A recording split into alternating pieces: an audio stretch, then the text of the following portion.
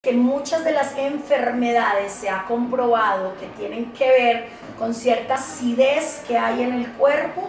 Es por eso que en mi casa, para mis hijas, para mi esposo, tengo este otro aparatico. Resulta que tiene muchos filtros para quitar todos esos químicos que le echan al agua, pero también alcaliniza el agua, haciendo que yo tome agua alcalina y ponga en una forma más neutra todo mi organismo. Así que ustedes deciden qué es lo que quieren para ustedes. Yo simplemente quiero lo mejor. Un beso grande, yo soy la doctora Alexandra Rada.